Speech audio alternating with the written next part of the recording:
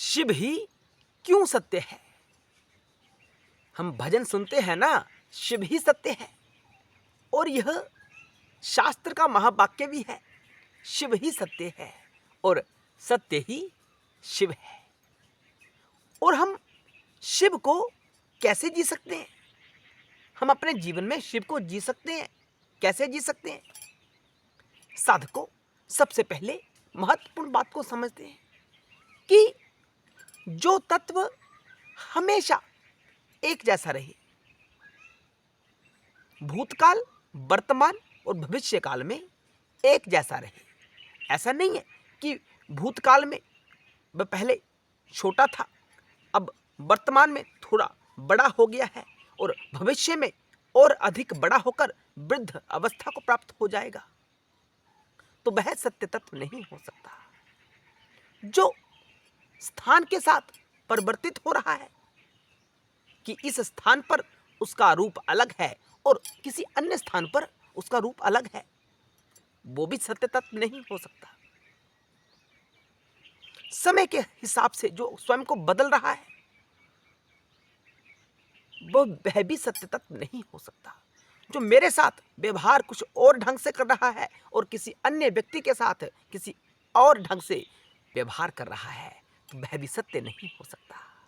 सत्य जो एक रस रहे, जिसमें परिवर्तन नहीं होता है, तो किसी भी स्थिति से प्रभावित ना हो, वही सत्य तत्व हो सकता है। जिसका कभी जन्म ना हुआ हो, जिसकी कभी मृत्यु ना हुई हो, वही सत्य तत्व हो सकता है। आदि मध्य अंत से रहित जो तत्व है, वही सत्य तत्व हो सकता है। ठीक? शिव को क्या कहा जाता है? महाकाल। यानी काल का शासन हम सबके ऊपर तो चलता है, इस विश्व के ऊपर तो काल का शासन चलता है। काल सबको उत्पन्न करता है, काल के अधीन ही उसका अस्तित्व रहता है और अंत में काल में ही उसका अस्तित्व समाप्त हो जाता है।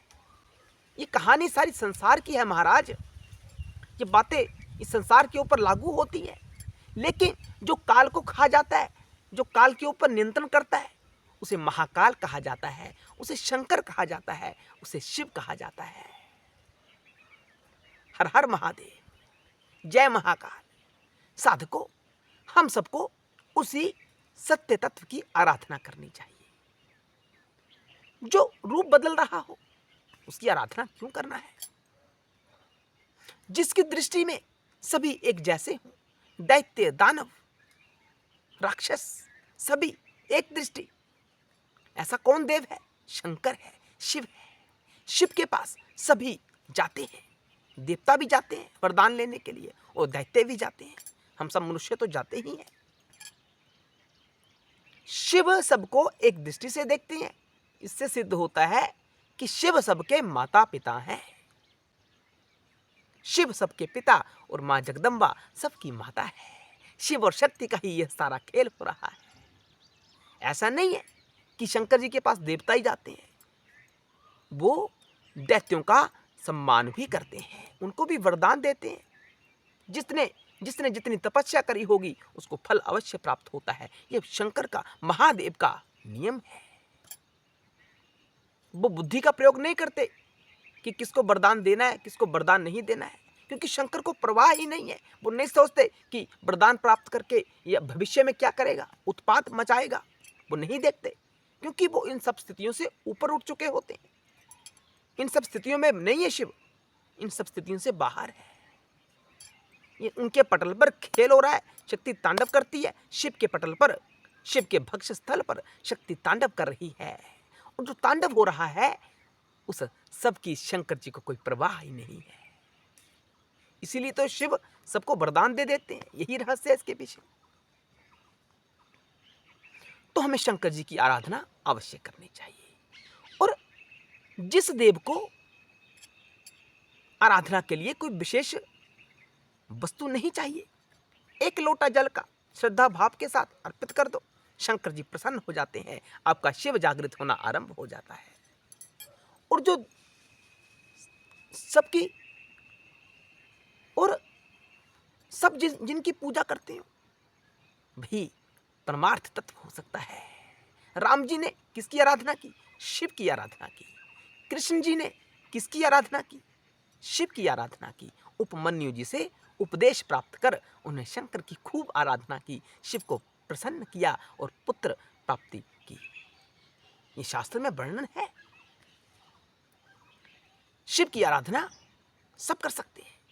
ब्रह्मा ने शंकर जी की आराधना की, नारायण ने शंकर जी की आराधना की, ब्रह्मदेव शंकर की आराधना करने से ही सृष्टि रचना का कार्य कर पाते हैं। नारायण सृष्टि को स्थित रख पाते हैं और रुद्र सृष्टि का संहार कर पाते हैं। कैसे? शिव कृपा के माध्यम से, शंकर जी की कृपा से ही यह सारा कार्य हो रहा है। वही सत्य तत्व हो सकता है और वही तत्व शिव तत्व है। शिव का कभी जन्म नहीं हुआ, शिव कभी यौवन अवस्था को भी प्राप्त नहीं हुए, शिव कभी वृद्ध भी नहीं हुए और शिव की कभी मृत्यु भी नहीं होती। मृत्यु का भी मृत्यु आपका शंकर है, आपका महाकाल है, आपका महादेव है। प्रत्येक देव की आयु निश्चित है, लेकिन जब बात शंकर जी की होती है, महादेव की बात होती है, तो आयु का कोई परिमाण आपको प्राप्त नहीं होगा। ये सुंदरता है शंकर जी की। सत्यम शिवम सुंदरम, शिव ही सत्य है और सत्य ही शिव है। हम शिव को जीवन में जी सकते हैं। कैसे? सत्य का हाथ पकड़कर। जो वार्ता आपने जैसी देखी, जैसा उसे अनुभव किया, उस वार्ता को किसी अन्य व्यक्ति से बिल्कुल उसी प्रकार कह दिया, यानी आपने सत्य के साथ जीवन जिया। सत्य के साथ जीवन जीने का अभिप्राय होता है शिव के साथ जीवन जीना।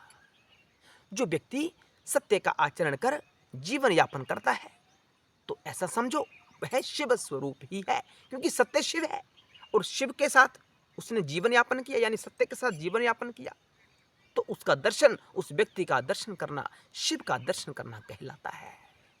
वो व्यक्ति हमारा वंदनीय होता है, उसके चरणों की धूली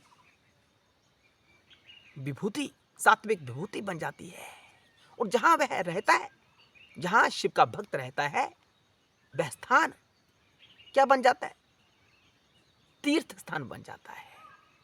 कभी ऐसे शिव भक्त से कभी घृणा नहीं करनी चाहिए, सभा में उसका अपमान नहीं करना चाहिए। आपका किया हुआ छोटा सा अपमान ना जाने आपको किस नरक में धकेल सकता है, क्योंकि उस साधक के पास, उस भक्त के पास सत्य की ताकत है, शिव की ताकत है। उसकी मृत्यु भी हो जाए तो कहना चाहिए कि उसके शरीर की मृत्यु हो रही है, तो शिव तत्व उसके भीतर जो उसने जागृत किया हुआ है, वो तो वैसा का वैसा ही है जो जैसा वो आरंभिक अवस्था में था। उसमें कुछ परिवर्तन हुआ ही नहीं, क्योंकि वो सत्य तत्व है और वही शिव तत्व है। इसीलिए कहा जाता है कि शिव ही सत्य है, कोई और कारण नहीं है। हम शंकर जी के संबंध में आपको ज्ञान प्रदान करते रहते हैं इस चैनल के ऊपर, तात्विक विवेचन बताते हैं आपको। इसलिए चैनल को सब्सक्राइब अवश्य करना, शेयर अवश्य करना। अगर आपको अच्छा लगे तो लाइक और कमेंट भी अवश्य करना। हर हर महादेव। जय शिव शंकर, जय भोलेनाथ।